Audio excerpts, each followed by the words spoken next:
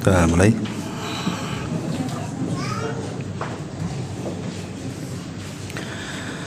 Bismillahirrahmanirrahim.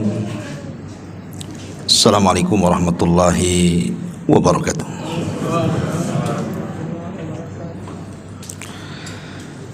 Alhamdulillah wassalatu wassalamu ala Rasulillah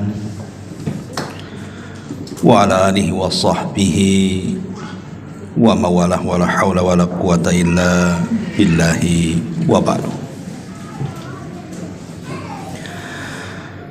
Alhamdulillah, segala puja dan puji hanya milik Allah subhanahu wa ta'ala. Salawat dan juga salam kita hadiahkan kepada Rasul kita Nabi besar Muhammad sallallahu alaihi wa ala alihi wasallam. Pembahasan di siang ini sebagaimana yang diminta,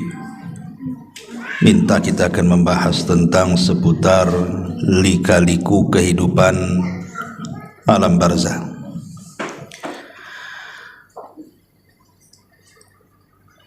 Sesuatu yang harus dipahami dan diyakini adalah kullu nafsin dha'iqatul maut. Setiap jiwa itu pasti mengalami dan disentuh dengan kematian, siapapun dia,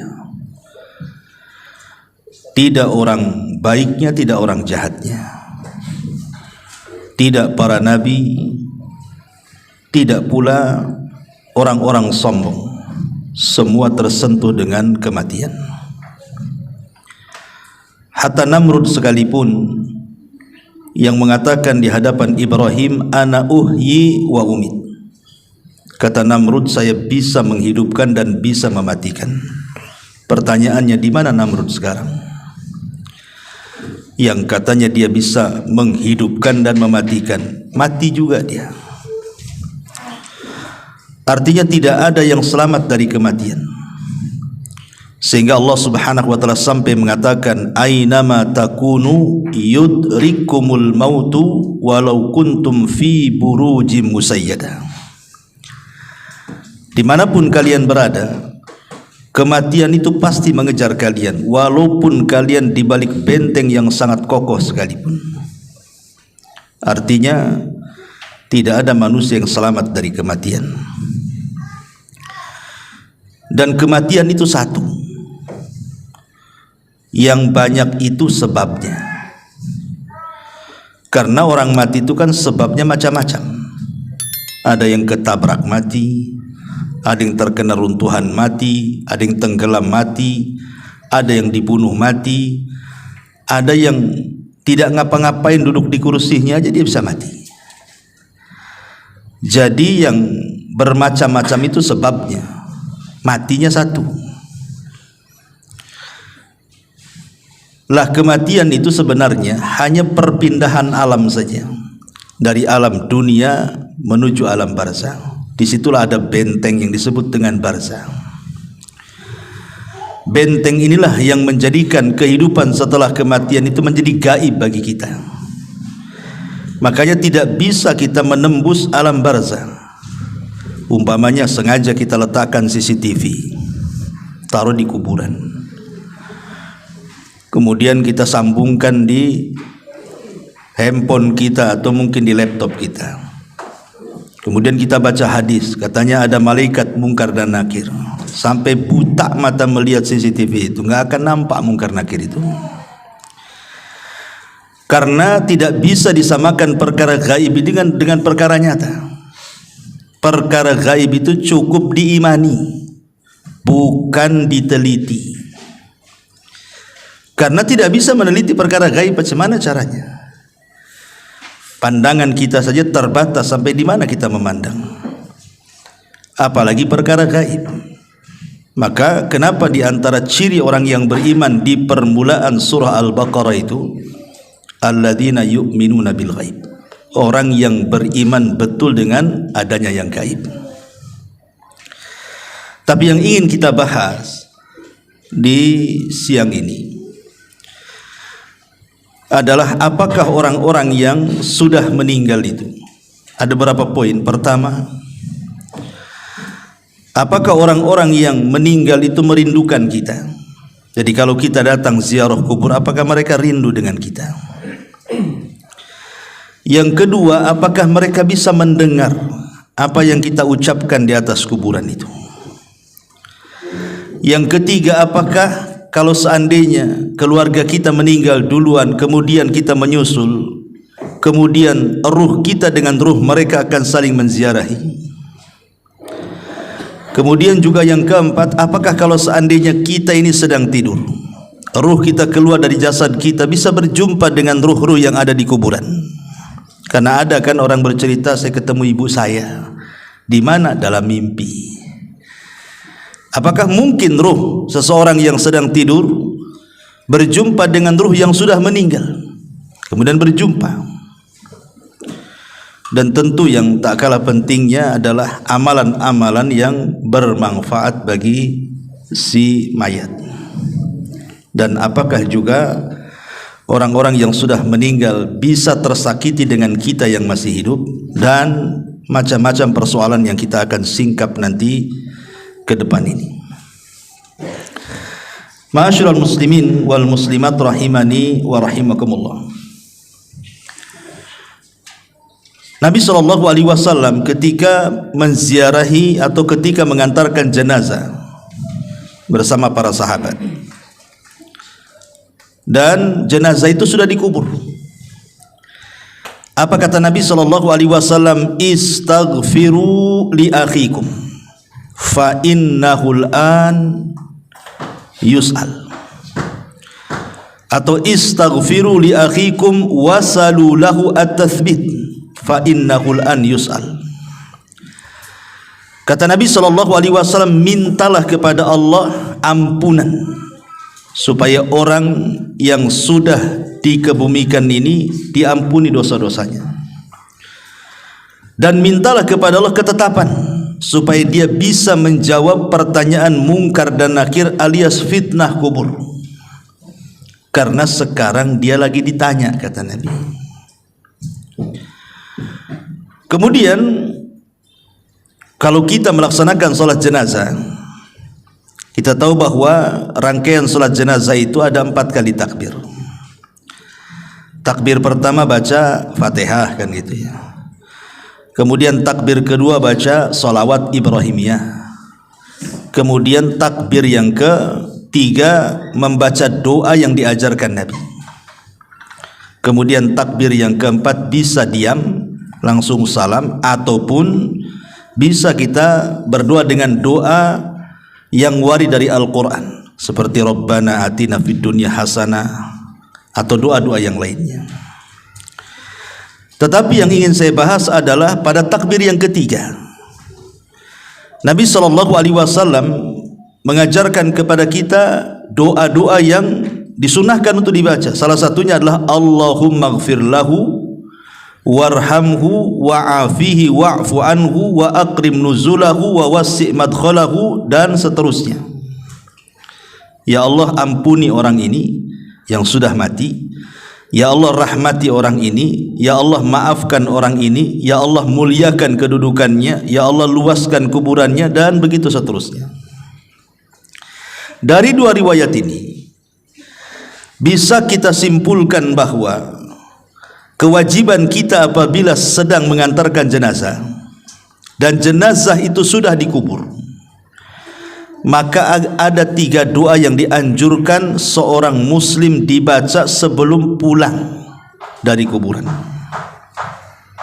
Kalau memang kita tidak sempat ikut memegang cangkul, memasukkan tanah ke liang lahatnya, maka cukup sebelum pergi ambil 3 kepal tanah, kemudian letakkan di kuburannya, minta 3 perkara. Pertama, mintakan ampun kepada Allah. Dan ini berlaku kepada setiap yang ziarah kubur, tidak mesti yang mengantarkan jenazah saja. Pamannya kita ziarah kubur kapan saja. Bagi laki-laki kan sunnah, ziarah kubur itu kapan saja. Tapi bagi perempuan tidak disunnahkan kecuali sekali-kali. Karena Rasulullah SAW melaknat wanita-wanita yang sering ziarah kubur. Tapi kalau sekali-kali boleh. Imam yang mengantarkan jenazah atau yang berziarah kubur, jangan lepaskan 3 doa ini. Pertama, minta ampun kepada Allah agar orang yang dikubur itu diampuni dosa-dosanya. Berdasarkan hadis istaghfiru li akhikum, mintakan doa ampunan untuk saudaramu. Yang kedua, minta kepada Allah Subhanahu wa taala agar orang yang dikubur itu ditetapkan jawabannya. Karena ada hadis yang panjang sekali dari hadis Bara bin Azib radhiyallahu anhu. Ketika Nabi SAW menunggu liang lahat selesai digali, Rasul bercerita di hadapan para sahabat tentang kematian seorang mukmin. Bagaimana ruhnya ketika dicabut dari jasadnya. Lah salah satu lafaz dari hadis itu, ketika ruh itu sudah diangkat ke langit dengan catatan amalannya, Allah katakan kembalikan ruh ke dalam jasadnya, tapi angkatlah catatannya ke tempat yang paling tinggi di Iliyin, di sorga. Maka ruh itu dihantar dengan lembut, dimasukkan lagi ke dalam jasad. Ingat bahwa jasad dalam kubur itu mengikut ruh. Tapi kalau di dunia terbalik, ruh yang ikut jasad.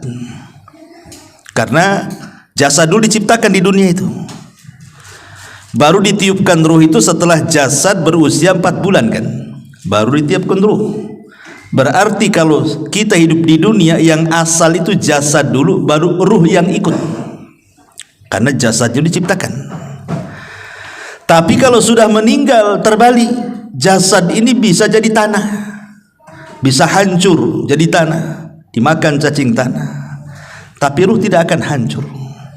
Berarti bukan ruh yang ikut jasad, tapi jasad yang ikut ruh.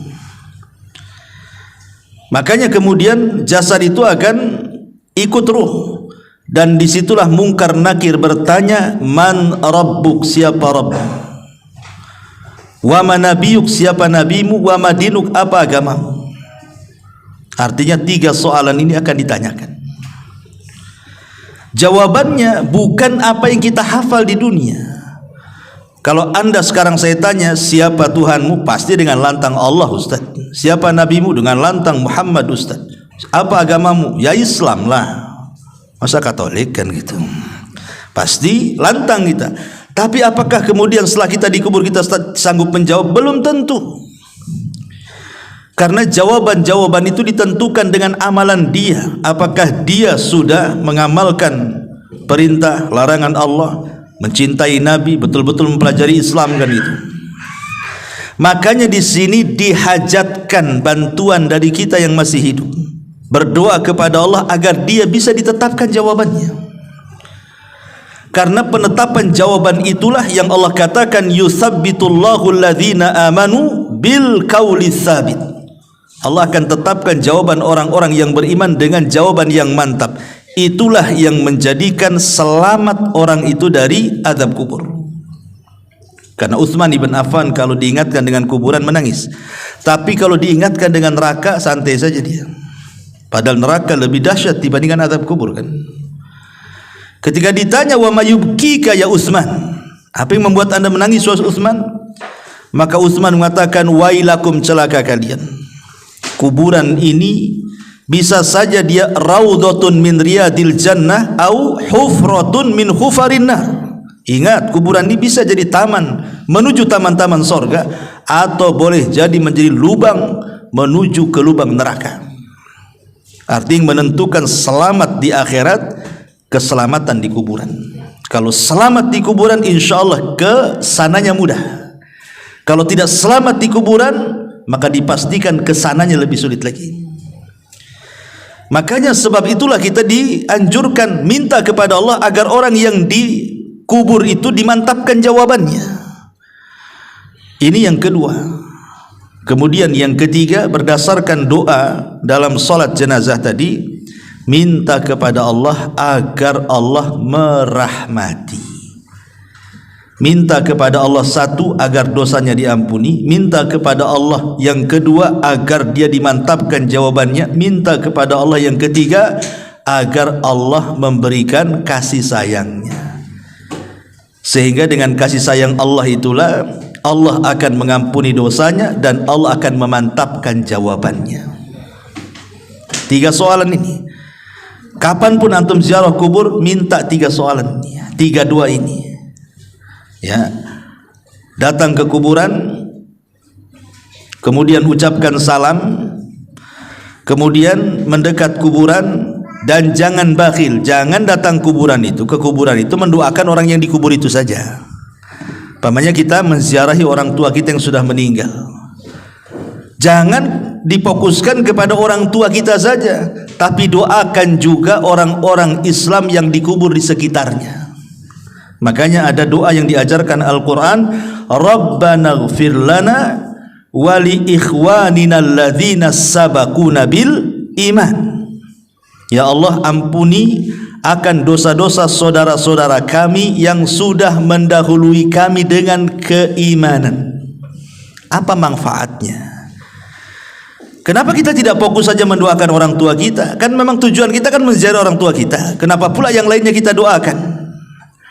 Sebab kalau kita mendoakan orang muslim yang dikubur, umpamanya orang muslim ini mungkin ada 1000 kuburan di kuburan kaum muslimin di situ, berarti kita akan mendapatkan pahala 1000 orang yang kita doakan. Itu kalau di kuburan itu ada 1000 kuburan tuh. Kalau 2000 kuburan, berapa banyak kita akan dapat? Kalau seandainya kemudian kita mendoakan bukan hanya kepada yang sudah meninggal, yang hidup pun kita doakan. Allahumma ighfir li hayyina wa mayyitina, atau Allahumma ighfir lil muslimina wal muslimat wal mu'minina wal mu'minat al ahya'i minhum wal amwat, umpamanya. Ya Allah, ampunilah dosa-dosa orang mukmin laki-laki, orang mukmin perempuan yang hidup dan yang mati. Yang hidup berapa? Siapa yang bisa ngitung yang hidup? Satu kota Batam aja kita tidak tahu berapa jumlahnya. Satu Kepri lagi, satu dunia lagi. Berarti kita dapat pahala itu sebanyak jumlah orang Islam yang kita doakan yang hidup. Loh, yang enggak, yang mati. Berapa jumlah yang mati? Itu manfaatnya kita mendoakan orang-orang yang beriman di sekitarnya itu, supaya kita dapat pahala juga. Itu masalahnya. Masuk bakhil orang tuanya kiri kanan, ngapain saya doakan katanya. Enggak begitu. Karena orang muslim itu kal jasadil wahid, seperti jasad yang satu, baik ketika hidup ataupun ketika mati, saling mendoakan. Lah di antara adab doa itu adalah mengarah kiblat, bukan ngadap kuburan, bukan ngadap maisan, bukan. Mana arah kiblat? Pemain kuburan sebelah sini, arah kiblatnya ke sana. Jangan ngadap kuburan, ngarahkan ke kiblat. Ya, karena adab doa itu harus mengarah ke kiblat. Walaupun ada khilaf di antara ulama apakah kiblat doa itu ke langit, maknanya kita negakkan ke atas begini, ataukah ke arah kiblat yang dimaksud Ka'bah. Ini menjadi khilaf ulama. Tapi menghadap kuburan tidak boleh, karena kuburan bukan kiblat. Ya, kiblat itu ke Mekah atau ke langit, gitu ya. Baru di situ kita meminta kepada Allah Azza wa Jalla, ya Allah, kalau memang dia orang tua kita, kita katakan, ya Allah, ampuni kedua orang tua saya. Ya Allah, tetapkan jawaban kedua orang tua saya. Ya Allah, berikan rahmat kepada orang tua saya. Dah selesai. Habis itu kita doakan saudara-saudara kita. Ya Allah, ampuni saya, orang tua saya, dan orang-orang Islam dimanapun, baik yang hidup ataupun yang mati di sini atau di mana saja di dunia ini. Itu berapa banyak kita ini pulang dari kuburan dapat pahala tuh. Ini adab yang pertama, ya, bahwa kita disuruh untuk mendoakan mereka. Yang kedua, apakah orang-orang itu merindukan kita? Pemain kita ziarah kubur kepada kedua orang tua kita. Apakah kedua orang tua kita itu rindu dengan kita? Senang kalau melihat kita di situ? Ini terjadi silang pendapat di antara ulama kontemporer atau ulama mutakaddimun. Kalau saya mendengar fatwa daripada Syekh Shalih Fauzan, saya lihat di YouTube, ketika ditanya apakah orang yang datang ziarah kubur Ketika datang kita ke kuburan itu, orang-orang yang dikubur itu senang dengan kedatangan anaknya ketika menziarahi orang tuanya. Maka kata beliau, iya, senang mereka dengan kedatangan kita. Tetapi senang di sini bukan menatap wajah kita. Oh, nampak sehat anaknya, alhamdulillah, bukan itu maksudnya. Yang dimaksud senang itu karena mereka menanti doa-doa kita. Jadi mereka itu menanti doa-doa kita, bukan karena ziarah kuburnya. Karena ziarah kubur itu manfaatnya bukan kepada orang yang mati, tapi ziarah kubur itu manfaatnya kepada orang yang hidup. Pada kita ini, kalau antum ziarah kubur, ibu bapak ziarah kubur itu manfaatnya untuk kita. Apa manfaatnya untuk kita? Nabi SAW bersabda, kuntu nahaitukum an ziyaratil kubur fazuruha fa innaha tudzakkirukumul akhirah. Dulu kata Rasul, aku larang kalian ziarah kubur. Sekarang boleh, silahkan ziarah kubur setelah mantap iman para sahabat. Karena di zaman itu kan kuburan jadi ajang maksiat, baik kesyirikan ataupun bid'ah. Makanya Rasul melarang, takut para sahabat terseret kepada maksiat. Tapi setelah kokoh keimanan para sahabat, Rasul mengatakan fazuruha, sekarang kalian ziarah kubur silahkan. Manfaatnya apa? Fa innaha tudzakirukumul akhirah, supaya kalian mengingat akhirat, mengingat kematian, dan dilembutkan hati kita di situ. Ingat bahwa dengan mengingat akhirat, mengingat kematian, maka perkara-perkara besar di mata kita menjadi kecil, dan perkara-perkara kecil menjadi besar. Apa maknanya?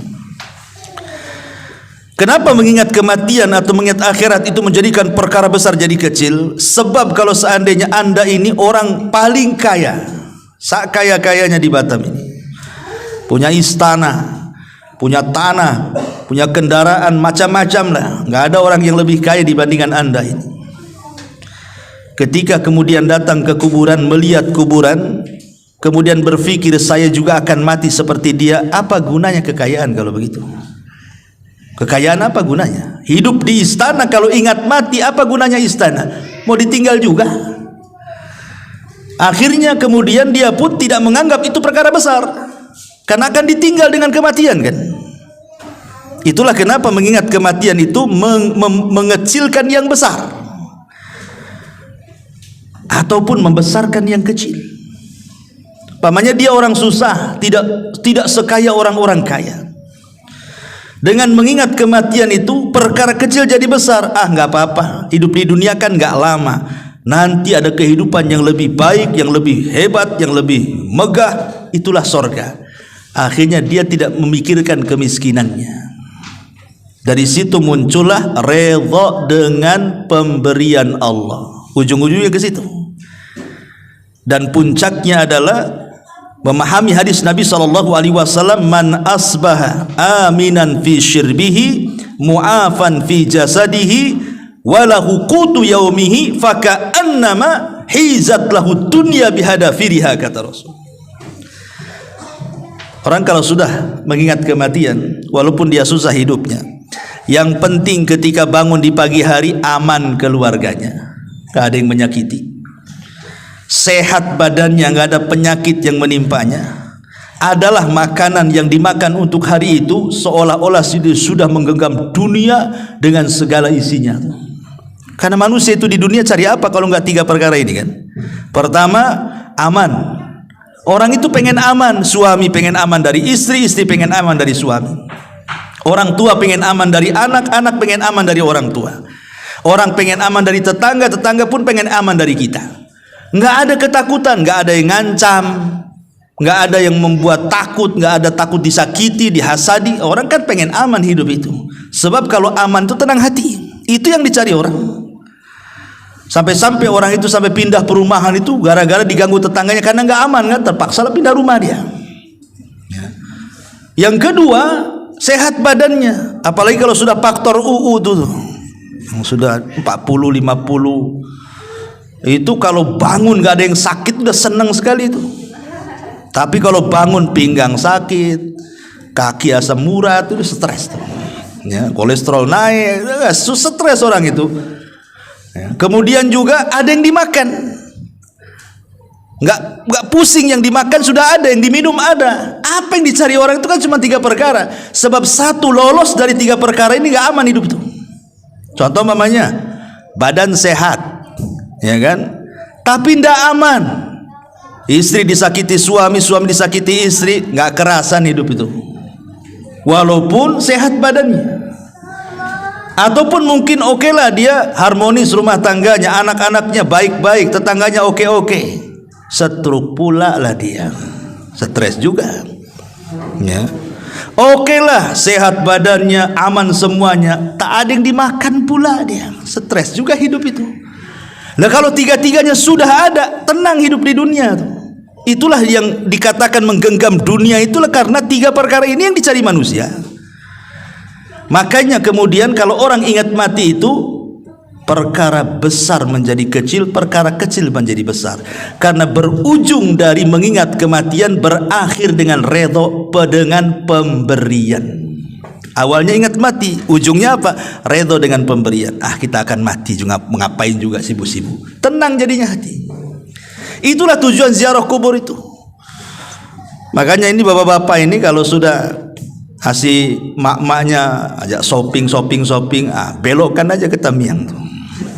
Ya, ajak yuk kita ke Top Cepe Batu Aji, tapi ngarahnya ke kuburan Tamiang. Ini bu, Top Cepenya ada di sini. Gitu ya. Mau mati atau mau hidup kan itu. Supaya lembutlah hati itu. Jangan asih dunia terus. Jadi ziarah kubur itu manfaatnya untuk siapa? Untuk kita yang berziarah, bukan untuk orang mati. Orang mati itu bermanfaat kalau kita berdoa. Doanya itu yang manfaat. Itulah yang membuat penghuni kubur senang dengan kedatangan kita maksudnya. Ini satu pendapat ya. Tetapi Syekh bin Baz rahimahullah ta'ala yang saya baca dalam fatwanya, dia tawakuf dalam masalah ini. Apakah kemudian kalau kita ziarah kubur, penduduk kubur itu senang atau tidak senang? Kita tidak bisa mengatakan iya ataupun tidak, karena ini perkara gaib masalahnya. Perkara gaib itu tidak bisa ditetapkan kecuali dengan dalil.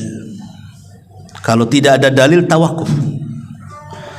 Tapi yang jelas bahwa okelah kita tidak mengatakan dia senang ataupun tidak senang, tapi yang namanya doa bagi para penziarah kubur untuk para penghuni kubur itu, itulah yang disepakati para ulama sampainya pahala kepada orang yang meninggal. Kan amalan-amalan nanti saya jelaskan. Amalan-amalan itu kan banyak tuh yang bermanfaat kepada untuk orang yang sudah meninggal itu. Tetapi dari seluruh amalan itu yang ada 8 tuh ataupun 10 amalan itu, yang disepakati cuma 2. Maksudnya tidak ada khilaf ulama. Kalau kita lakukan pasti sampai kepada orang yang meninggal. Apa itu? Pertama doa, dan yang kedua sedekah. Cuma 2 ini. Ini sepakat. Tidak ada khilaf ulama.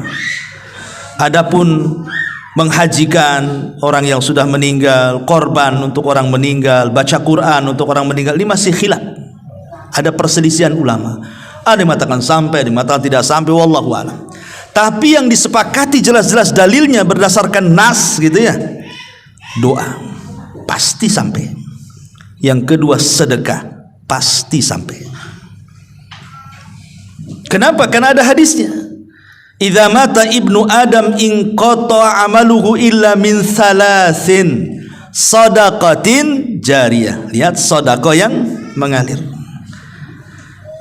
Kemudian au ilmin yuntafa'u bihi, ilmu yang bermanfaat, au waladin salihin yad'u, anak yang soleh yang mendoakan. Maka sedekah dan doa itu sepakat sampai. Jadi kalau kita ingin ngirim pahala kepada orang yang meninggal, yang jelas-jelas ini berdoa, tidak mesti di kuburan. Doa itu di mana saja akan sampai, dan jangan diyakini doa di kuburan lebih sampai dibandingkan doa di masjid. Tidak ada keyakinan seperti ini. Justru di masjid ya lebih afdol kalau berdoa, kan udah rumah Allah, tempatnya bersih gitu ya. Tapi ziarah kubur itu berdoa di situ ada nilai plusnya, mengingat kematian. melembutkan hati, mengingat akhirat. Makanya di antara salam kepada penduduk kuburan itu salah satu lafadznya wa inna bikumul lahikun, kami juga akan menyusul kalian, kami juga akan sampai seperti kalian. Jadi terjadi silang pendapat di sini ya. Apakah penduduk kuburan itu senang ataukah tidak senang? Ada yang mengatakan senang seperti fatwanya Syekh Shalih Fauzan, ada yang mengatakan tawakuf seperti Syekh bin Baz gitu ya. Ya, kalau ulama dulu yang mengatakan seperti Syekh Al-Imam Ibnul Qayyim dalam kitabnya Ruhiyah senang. Dan juga gurunya Ibnu Taimiyah rahimahullah mengatakan senang. Mereka senang dengan kedatangan kita. Kemudian kita, karena mereka menanti doa kita, bukan senang ingin lihat wajah kita. Percuma juga kalau kita datang nggak mendoakan, ngapain juga kan begitu. Yang mereka minta itu adalah doa-doa kita kepada mereka. Doa seperti apa? Ya 3 tadi doanya yang didoakan itu. Mintakan ampunan, mintakan ketetapan, mintakan rahmat. Itu 3 doa, habis sudah selesai itu. Itu yang kita minta kepada Allah Azza wa Jalla. Doa panjang, intinya cuma 3. Minta ampun, minta rahmat, minta ketetapan. Ya. Taib ma'asyiral muslimin wal muslimat rahimani wa rahimakumullah. Kemudian juga, apakah kalau seandainya seseorang yang berziarah kubur tadi, apakah kemudian orang itu merindukan? Nah, sekarang pembahasan selanjutnya, apakah kalau kita ini datang ke kuburan kemudian kita berbicara sesuatu dengan orang yang dikubur itu, mereka mendengar pembicaraan kita ataukah tidak? Ini juga menjadi polemik para ulama. Apakah si mayat itu mendengar orang yang hidup ataukah tidak mendengar orang yang hidup? Taib. Pertama, bahwa sebagian ulama mengatakan mereka mendengar. Seperti Imam Ibnul Qayyim rahimahullah ta'ala mengatakan mendengar dalam kitab Ruh. Alasannya satu, karena ada hadis Nabi SAW terdapat dalam Sahih Bukhari Muslim. Nabi SAW mengatakan tentang orang yang sudah meninggal. Apa kata Rasulullah? Innahu la yasma'u safqa ni'alihim idan sarafu. Jadi orang-orang yang dikubur itu mendengar suara langkah terompah kita itu, suara sandal kita itu mereka dengar.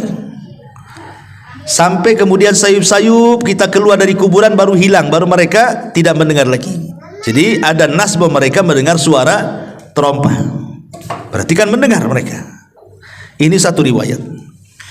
Riwayat yang kedua, ketika terjadi perang Badar, banyak tokoh-tokoh musyrik itu dibantai oleh kaum muslimin, seperti Abu Jahal atau Amr ibn Hisham, kemudian Umayyah ibn Khalaf, kemudian Syaibah, kemudian Al-Walid. Banyak tokoh-tokoh Quraisy itu yang meninggal di perang Badar.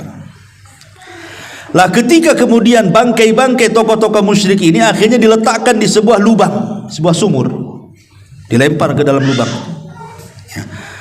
Tiba-tiba kemudian Nabi SAW mendekati lubang Badar itu, yang di situ bangkai-bangkainya orang-orang tokoh-tokoh musyrik sekelas Abu Jahal, Umayyah dan CS dan yang lainnya itu.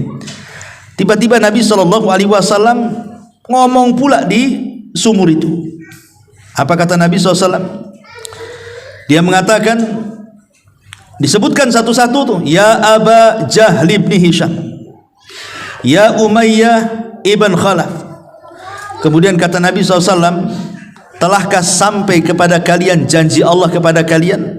Sungguh janji Allah yang Allah janjikan kepadaku sudah sampai kepadaku, katanya.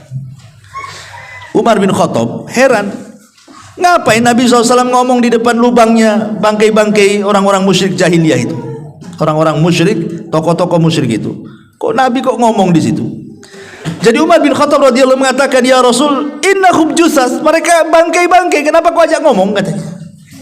Apa kata Nabi SAW di hadapan Umar bin Khattab? Walladhi nafsi biyadi ma anta bi asma lima aqulu minhum walakinnahum la yaqdiruna an yujibu. Hai Umar, engkau tidak lebih mendengar daripada aku tentang mereka. Aku ngomong itu mereka dengar, tapi mereka tak bisa jawab, katanya. Artinya kan mereka dengar di sini. Karena Rasul ngajak ngobrol di situ. Ya, makanya Umar mengatakan, kok bangkai kau diajak bicara katanya. Maka Rasul tidak. Kau tidak lebih dengar daripada aku, kata Rasul. Demi zat yang jiwaku berada di tangannya, engkau tidak lebih mendengar daripada aku, kata Rasul. Tapi mereka tidak sanggup jawab saja.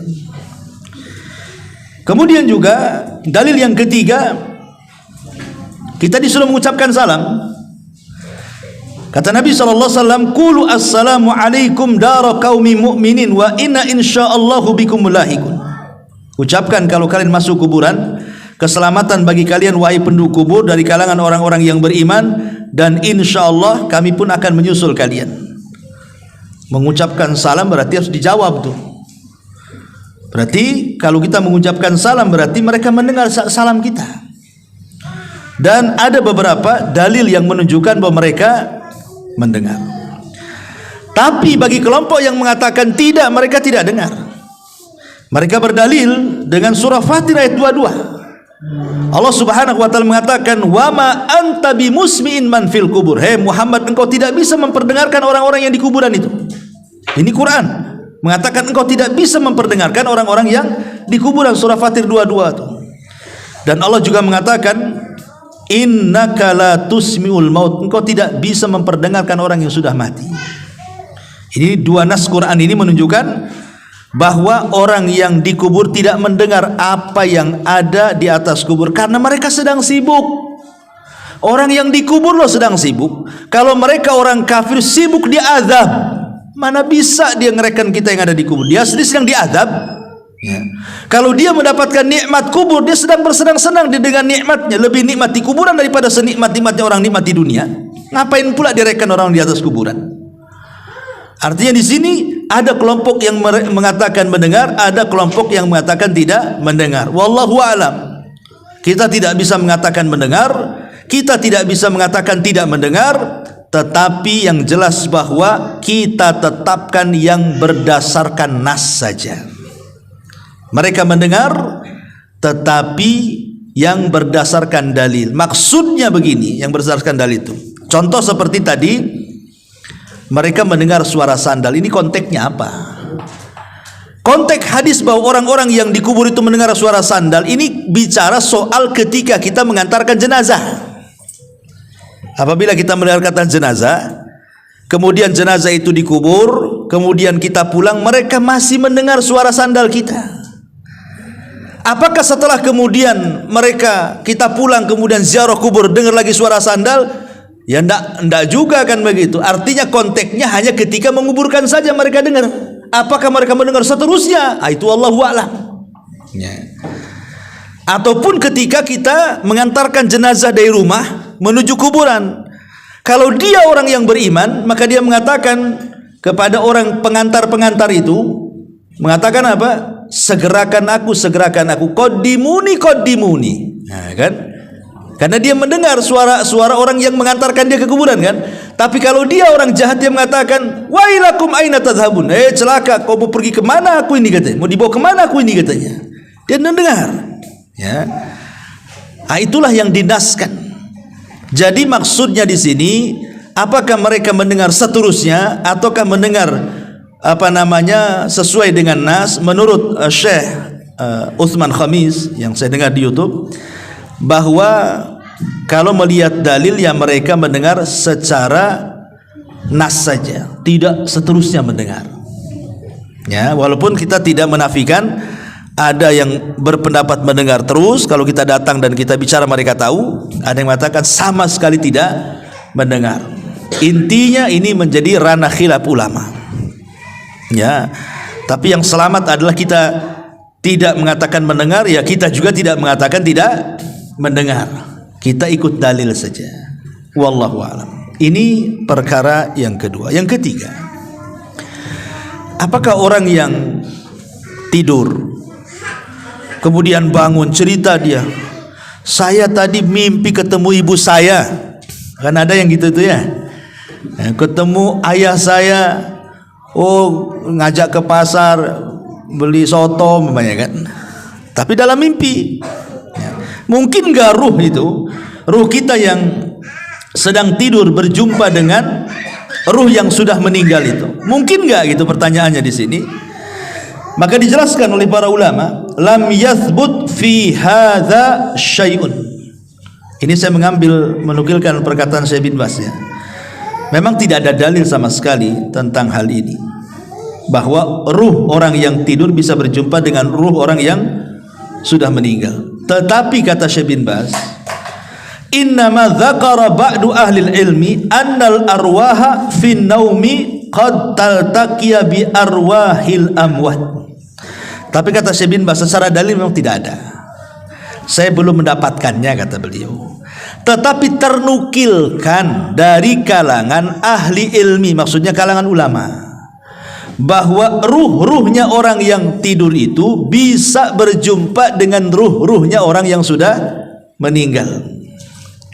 Wa hadza qad yaqa'u fi ba'dil ahyan, dan ini kata beliau terkadang bisa terjadi pada tempo-tempo tertentu. Ma yadullu alaihi, apa yang menunjukkan kepada peristiwa itu. Fa inna ruha indallah, karena ruh itu di sisi Allah. Faruhul mu'min fil jannati wa ruhul kafir tu'adzab, karena ruhnya orang mukmin di sorga dan ruhnya orang kafir sedang diazab. Lakin qad arsala hadhihi ruh ilal badan lis salami ala man yusallim alal kubur. Tetapi ruh ini terkadang dimasukkan lagi ke dalam jasad hanya untuk menjawab salam orang yang sedang berziarah kubur. Jadi kan ruhnya seorang mukmin kan di sorga tuh. Tapi kalau ada orang yang ziarah kubur kemudian mengucapkan salam, ruh itu akan dikembalikan ke dalam jasad hanya untuk menjawab salam kemudian balik lagi ke sorga, gitu maksudnya. Ada yang seperti itu dalil penetapannya. Tapi kalau dalil apakah ruh orang yang sedang tidur berjumpa dengan ruh orang yang mati, secara dalil tidak diketemukan. Tetapi ijtihad para ulama, ya, ada yang mengatakan bisa saja. Buktinya banyak cerita yang seperti itu. Banyak bercerita orang-orang yang ketemu dengan ibunya, ketemu dalam mimpi, ketemu dengan bapaknya di dalam mimpi kan. Kadang-kadang ada yang bercerita seperti itu. Sehingga secara kenyataan dalil tidak ada. Itu maksudnya, ya. Makanya beliau mengatakan lakin laisa fil ahadits as-sahihati fi ma na'lam ma yadullu ala anna hadhil arwah tatalaqa. Tetapi tidak ada hadis-hadis yang sahih sepengetahuan kami, kata beliau, yang menunjukkan bahwa ada ruh bisa berjumpa, maksudnya ruh orang tidur bisa berjumpa dengan ruh orang yang meninggal. Wallahu alam, ya. Tapi kalau kita melihat pendapat Imam Ibnul Qayyim yang disebutkan dalam kitab Ruh, dzakara syai'an katsiran fi hadzal ma'na. Beliau menyebutkan panjang lebar tentang masalah seperti ini, dan beliau di antara ulama yang berijtihad memungkinkan ruhnya orang yang tidur berjumpa dengan ruhnya orang yang sudah meninggal. Wallahu a'lam. Yang ini kalau sesama ruh, yang satu di dunia, satu di kubur. Sekarang yang sama-sama di kubur. Orang tua kita meninggal, kemudian kita meninggal. Apakah ruh kita akan berjumpa, saling berziarahi satu dengan yang lainnya? Ada sebuah hadis Nabi SAW bersabda, "Idza hudiral mu'minu atatkum fayakuluna ukhruji radiyatan mardiyah anki ila rauhillahi wa raihani wa rabbin ghairi ghadban fatakhruju ka'atya birihil miski hatta innahu la yunawiluhu ba'duhum ba'dha hatta ya'tuna bihi babas sama fayaqulun ma atyaba hadhihi rih allati ja'atkum minal ardi fayatuna bihi arwahal mu'minin falahum ashaddu farahan bihi min ahadikum bighaibihi yakdamu alaihi fayas'alunahu madza fa'ala fulan fayaquluna da'uhu fa innahu kana fi gham. Apabila seorang mukmin telah mendekati ajalnya, para malaikat rahmat datang menemuinya dengan membawa sutra putih. Mereka berkata, keluarkan ruh dengan redha dan diridhai Allah menuju rahmat Allah, baunya harum dan Rabb yang tidak pernah murka. Lalu ia keluar dengan bau misik yang paling harum, sehingga sebagian mereka berebut dengan sebagian yang lainnya, maksudnya para malaikat, untuk mendapatkannya. Kemudian mereka membawa hingga pintu langit. Penduduk langit berkata, alangkah harumnya bau yang kalian bawa ini dari bumi, ini ruhnya siapa? Lalu mereka datang dengannya menemui ruh-ruh kaum mukminin. Mulai di sini syaitnya nih. Nah, kemudian ruh ini yang baru datang menemui ruh-ruhnya kaum mukmin yang sudah meninggal sebelumnya. Mereka kemudian bergembira. Jadi ruh-ruh yang sudah meninggal sebelumnya, mereka bergembira dengan kedatangan tamu yang baru tuh. Kemudian salah seorang ruh yang sudah lama meninggal, mereka pun berjumpa, seolah-olah mereka lama tidak berjumpa, kemudian berjumpa dan mereka merasa senang. Lalu mereka bertanya kepada ruh yang baru datang ini, apa yang telah dilakukan oleh si fulan yang masih hidup itu? Maka ruh-ruh yang lainnya berkata, jangan ganggu dulu, biarkanlah ia, karena dahulu ia terlena dengan kehidupan dunia, dan begitu seterusnya. Artinya di sini mereka saling berjumpa kan? Ya, dalam hadis ini mereka saling berjumpa. Hadis ini memang dikeluarkan Imam Nasai dan hadis ini disahihkan oleh Syekh Nasiruddin Al-Albani rahimahullah taala. Sehingga yang mensahihkan hadis ini mengatakan bahwa ruh itu saling berjumpa di kuburan. Tapi ada juga yang melemahkan hadis ini masalahnya, sehingga mereka mengatakan tidak saling jumpa. Soal jumpa atau tidak saling jumpa ini perkara gaib lah kan gitu ya. Yang jelas bahwa ruh-ruhnya orang yang beriman yang sudah biasa, kalaupun mereka berjumpa itu bagian daripada nikmat kubur kan gitu. Tapi ini hanya berlaku kepada ruhnya orang yang beriman. Bagi yang berpendapat bahwa ruh itu akan berjumpa dengan ruh yang lain, maksudnya ruhnya orang yang beriman. Ruhnya orang kafir sedang diazab, macam mana dia akan jumpa? Dia aja nggak bisa keluar dari azab. Mereka sedang diazab dengan azab kubur, mereka sedang di neraka, macam mana mau jumpa kan gitu ya dengan keluarganya. Maksudnya di sini yang kalaupun kita berpendapat bahwa mereka saling menziarahi, seperti pendapat Imam Ibnul Qayyim rahimahullahu taala dalam kitabnya Ruh, maksudnya adalah ruh-ruhnya orang yang beriman. Ruh-ruhnya orang yang beriman. Ya, seperti mamanya bayi yang meninggal, kemudian orang tuanya menziarahi kuburannya. Ya. Terkadang kan ada orang tua itu kepikiran kan, ketika anaknya meninggal itu kan udah kepikiran macam-macam tuh. Apalagi kalau hujan, cemana anak saya kehujanan katanya. Kalau pas panas, mana anak saya kepanasan. Macam-macam tuh. Ada orang tua itu apalagi kalau gelap-gelap, cemana anak saya nggak ada listrik pula di kuburan gitu. Makanya kadang-kadang ada orang berpikir naruh lilin pula di atas kuburan anaknya itu kan. Percuma saja, ngapain naruh lilin itu? Saya pernah lihat ada lilin, lebih parah pula kasih payung pula di situ itu. Dan itu rata-rata di kuburan anak-anak tuh. Ada lilin, ada payung. Ya mungkin karena orang tua kepikiran, cemana kalau malam gelap taruh lilin, cemana kalau kehujanan kasih payung supaya nggak kehujanan, nggak kepanasan. Nggak ada guna. Ya, lilin dan payung lo nggak ada guna di kuburan itu. Nggak ada hubung kait dengan alam kubur, dengan alam dunia ini. Sebenarnya yang dikhawatirkan itu bukan bayi yang meninggal. Bayi yang meninggal itu langsung dimasukkan ke sorga kan gitu. Karena di antara kelompok-kelompok yang akan terhindar dari fitnah kubur, maksudnya tidak ada pertanyaan malaikat mungkar dan nakir, itu salah satunya bayi-bayi yang meninggal tuh. Mereka tidak akan ditanya. Walaupun jumhur ulama mengatakan mereka ditanya, tapi pendapat yang kuat wallahu alam mereka tidak ditanya. Karena ada beberapa orang yang tidak akan terkena fitnah kubur. Salah satunya para nabi. Para nabi tidak akan ditanya. Objek pertanyaannya siapa nabimu? Masa nabimu ditanya lagi? Siapa nabimu? Ya saya kan. Kan nggak mungkin juga kan itu ya. Nabi tidak mungkin ditanya karena dia objek pertanyaan. Para siddiqin tidak mungkin ditanya. Para syuhada tidak akan ditanya. Ya, kemudian orang-orang yang ribat, orang-orang yang berada di perbatasan kayak orang Palestina itu kan diribat tuh namanya. Mereka tidak akan ditanya kalau meninggal. Termasuk juga bayi-bayi yang meninggal, termasuk orang gila tidak akan ditanya tuh.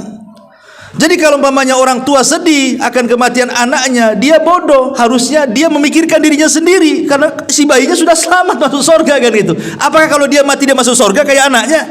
Harusnya dipikirkan jangan bayinya, dia yang dipikirkan harusnya, gitu maksudnya. Kalau bayi yang meninggal itu udah jelas-jelas dia masuk surga. Bahkan dia akan jadi syafaat bagi orang tuanya. Bahkan kalau orang tuanya beriman, maka bayi itu akan menunggu di pintu surga. Dan dia mengatakan di hadapan Allah, ketika Allah mengatakan masuk kau ke dalam surga, kata bayi ini, enggak, saya tidak akan masuk surga sampai saya mau orang tua saya tarik bajunya masuk juga ke surga. Dan itu hadisnya. Artinya kalau orang tua ini dia bisa bersabar, kemudian juga ihtisab, dan dia bisa mengucapkan alhamdulillah, maka akan dibangunkan satu istana di surga dan Allah beri nama Baitul Hamdi, rumah pujian. Kalau bisa melakukan 3 perkara saat kematian buah hatinya: sabar, mengharap pahala, dan dia bisa bersyukur. Ucapkan innalillah wa inna ilaihi rajiun, Allahumma hjurni fi musibati, alhamdulillah ala kulli hal. Ini 3 ucapan. Kalau dia bisa mengucapkan 3 ucapan ini, maka Allah bangunkan satu istana Baitul Hamdi di surga.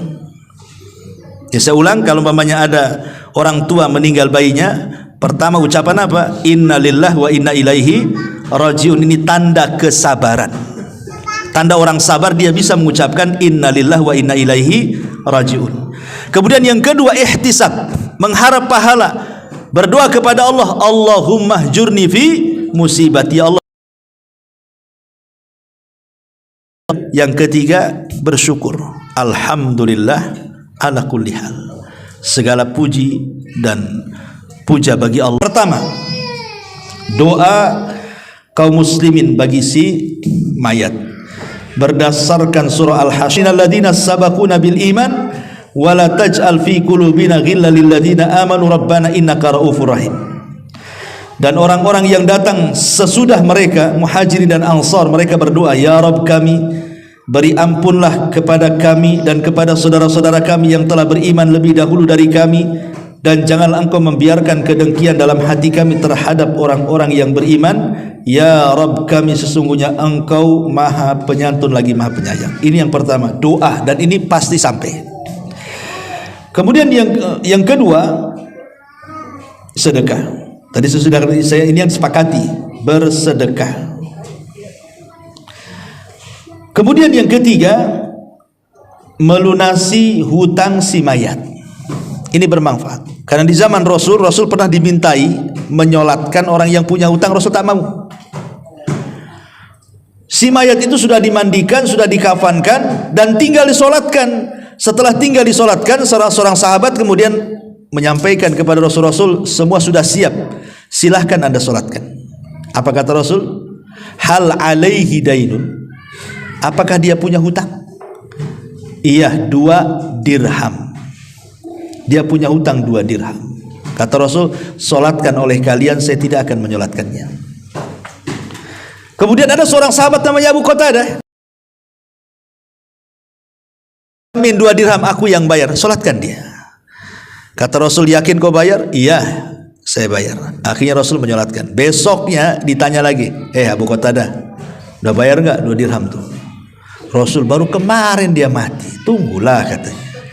Hari ketiga ketemu lagi, Abu Qatadah, sudah aku bayar 2 dirham itu. Sudah wahai Rasul. Apa kata Rasul? Al-an barudat kubruh. Sekarang kuburannya sudah dingin. Kemarin panas tuh, kata. Ya. Jadi utang tuh bau panas tuh di kuburan. Sekarang sudah dingin kuburannya, kata Nabi. Ya. Ini yang ketiga, melunasi utang. Kemudian yang keempat, mengqadha puasa.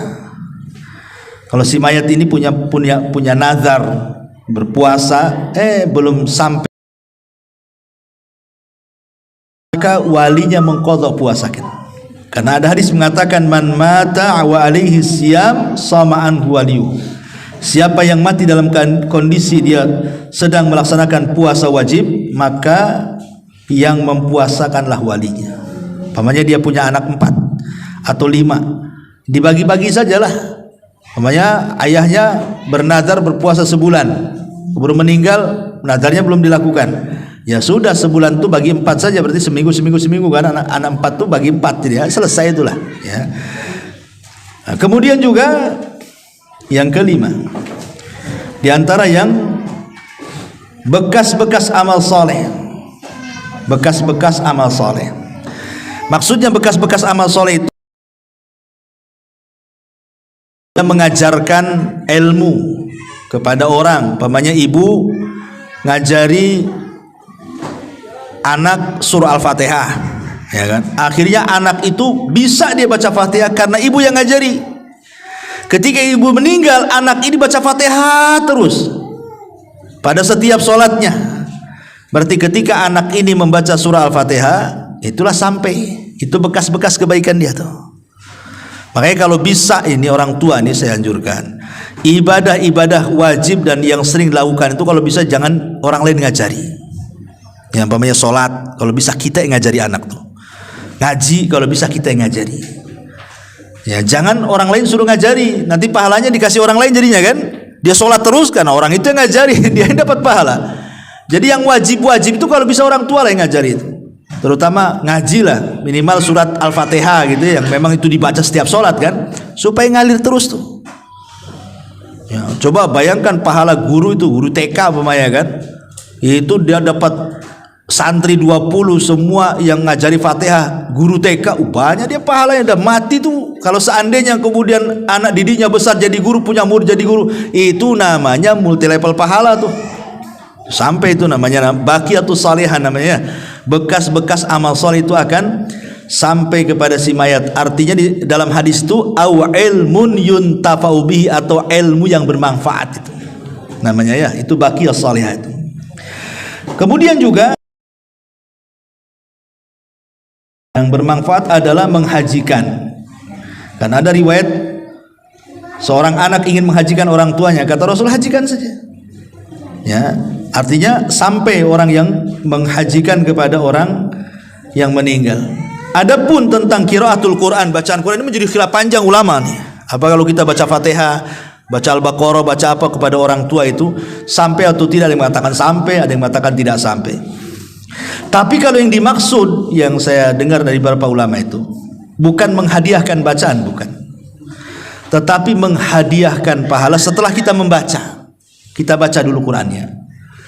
Setelah kemudian selesai baca Quran, kita mengatakan, ya Allah, kalau tadi bacaan Quran itu Engkau kasih aku pahala, aku kirimlah pahala ini kepada orang yang kucintai, orang tua saya. Itu namanya tawasul dengan amal soleh, tawasul dengan bacaan Quran. Ya, bukan dengan bacaannya, karena belum tentu dapat pahala kan masalahnya. Apalagi orang-orang yang manggil orang pamannya nih, baca Quran di rumah untuk orang mati. Pertanyaannya, apakah orang yang Anda panggil membaca Quran itu dia dapat pahala atau tidak? Bisa saja nggak dapat pahala, karena tujuan orang yang dipanggil itu jangan-jangan hanya ingin dapat duit saja kan. Saya disuruh ke sana untuk baca Quran, pikiran dia saya digaji di situ. Orang baca Quran digaji nggak dapat pahala, kalau nggak dapat pahala apa yang mau disampaikan? Makanya kemudian kalaupun harus mengirim bacaan Quran itu maksudnya bertawasul dengan bacaan Quran, dengan amalan baik tadi. Setelah baca Quran, ya Allah, kalau seandainya ini ada pahalanya, aku kirimkanlah kan itu. Seperti ada seorang ulama namanya Rabi ibn Khaisam. Rabi ibn Khaisam itu kalau dari rumah ke masjid itu pandangannya selalu melihat ke bawah.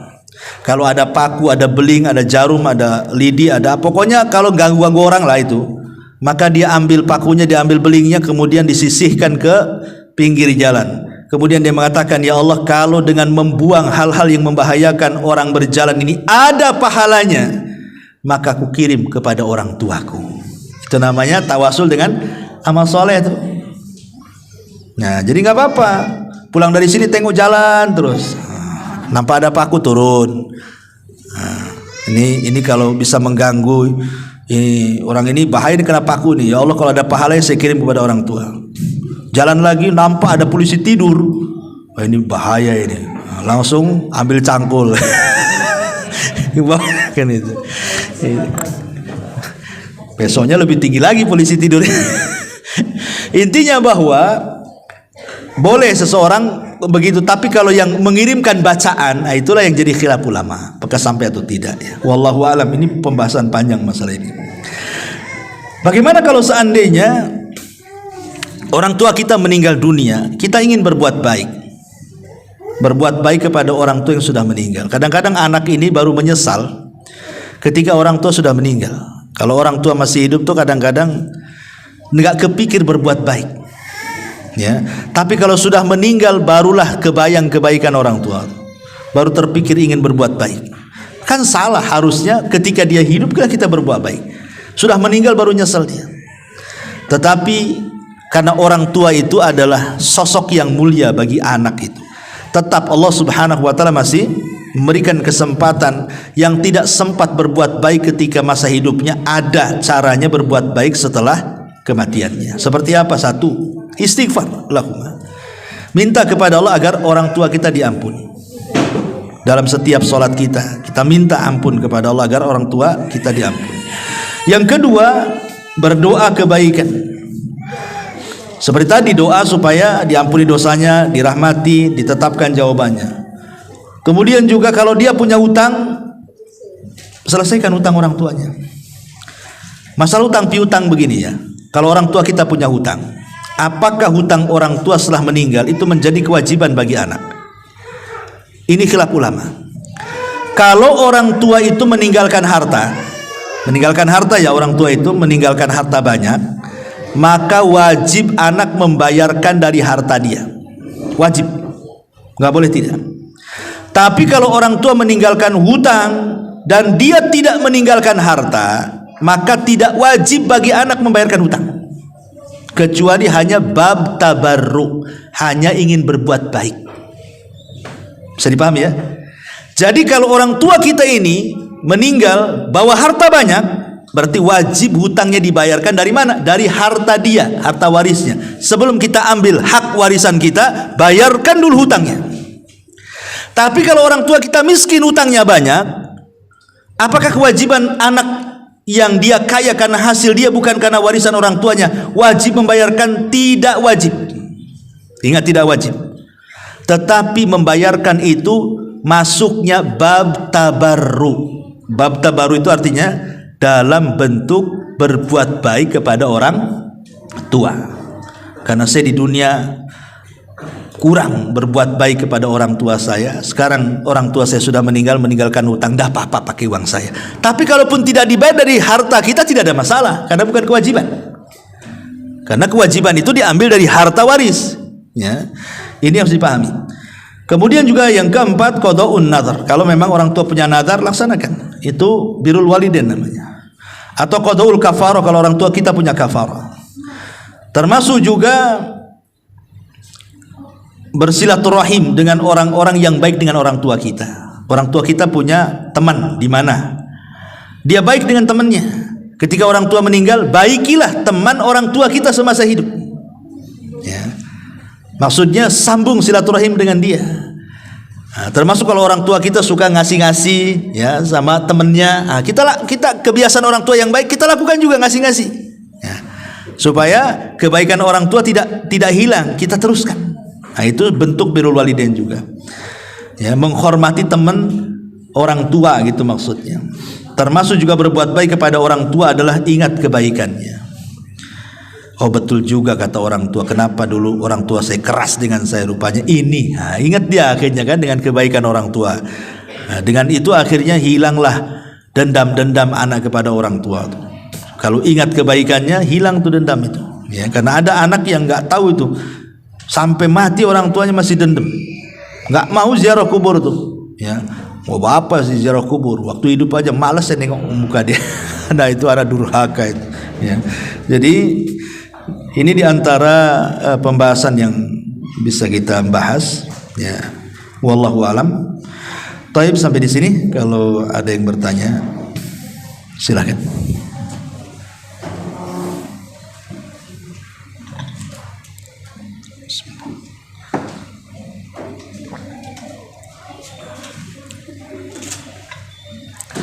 Tak ada? Alhamdulillah.